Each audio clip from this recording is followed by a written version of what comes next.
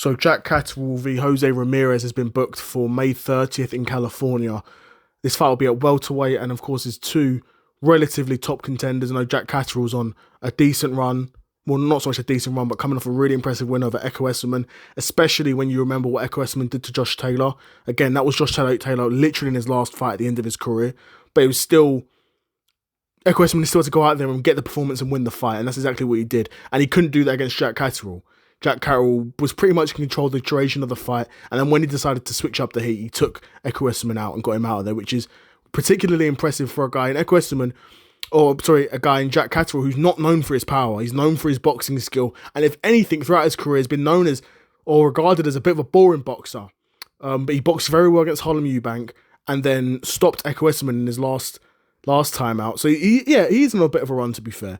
But fighting Jose Ramirez, a guy who's only really known for having one of the most boring fights in history against Devin Haney in a catchweight fight at 140. He's not known for a ton else other than that, in my opinion. I mean, maybe, guys in the comments will let me know and correct me if I'm wrong, but I don't think he's really known for much other than that. And Jack Catterall was a guy who, to be honest, going off his last performance, we can expect probably an exciting performance from him, but throughout his career isn't known for having exciting performances and is known more for being a measured, educated boxer who doesn't necessarily take tons of risks, doesn't have the most exciting fights because he doesn't put himself in vulnerable positions, and for the most part just outboxes his opponents. He's not known for a ton of power, and he's not known really for being a huge draw in terms of viewership or ticket numbers.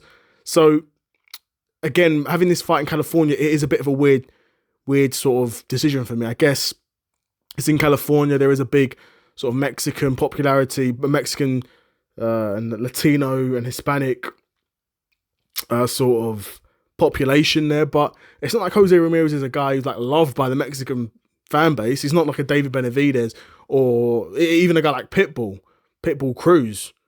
I mean, Pitbull was at 140, granted. I can't think of any guys at 140, but again, there's not really any major guys, maybe out of Ryan Garcia, that is really known, do you know what I mean? Like a big draw down there. And Jack Catterall, even though he's not a big draw over in the UK, he'd be more of a draw than in America, for sure.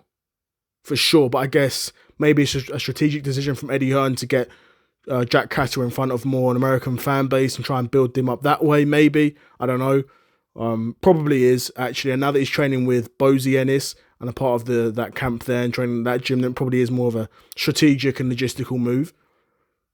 But I do expect Jack Catterall to win this fight. Again, Jack Catterall was not as good as Devin Haney. The fight won't be as boring as Devin Haney. Jack Catterall will definitely push the pace more than Devin Haney was pushing the pace. I mean, that's an absolute given because Devin Haney was completely passive for that fight. So I think it will be a relatively easy Jack Catterall win. But who knows? Jose Ramirez, he's going to be coming to fight, and he knows that any guy like him, he's not going to have tons more opportunities at this sort of high level if he keeps losing, right? The more you lose in boxing, the further your level drops. So we'll see what sort of performance we get from Jose Ramirez, and the sort of performance we get from Jack Catterall too. It'll be interesting to see. I do think Jack Catterall will win this fight, but I'd be super curious to know what you guys think in the comments below. Another episode of the Seth Solo Cyclist in the bag, and I'm out. Peace.